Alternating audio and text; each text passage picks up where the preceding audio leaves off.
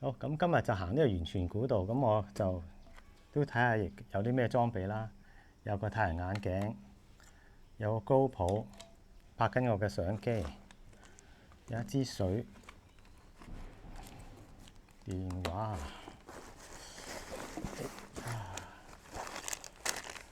有包鹽糖，有個哨子，又有黑糖，有個後備嘅面罩，有個遮太陽嘅手襪，有個頭燈，有個耳筒聽歌用嘅，有個 headband，有個火機，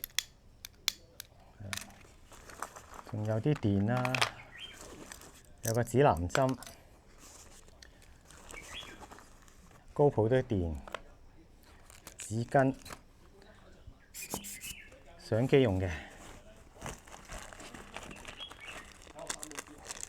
仲有3粒電，後備糧食，Power Bar，冇啦。好，咁呢度睇先啊，呢度都係啲紙巾啦，電紙巾。好，咁就行山，香港就帶條毛巾可以濕咗佢，變咗可以方便啲涼翻。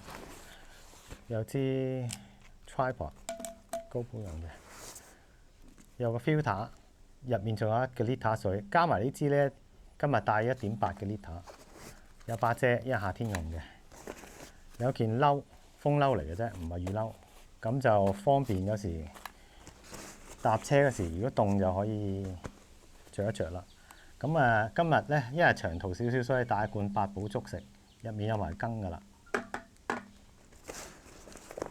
有部呢個唔係相機，呢個係入面有支鏡，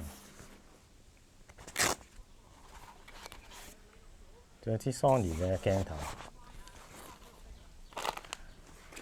哦，嚟到呢度就咁啊！行山最緊要有個地圖啦。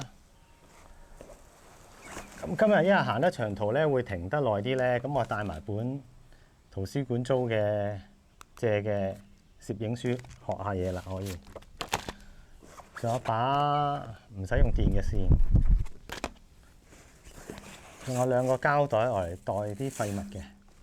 咁整體嚟講就冇噶啦。個袋就係一個 Kelty 嘅32 lit 背囊。OK， 咁呢個就係我所有嘅嘢啦，今日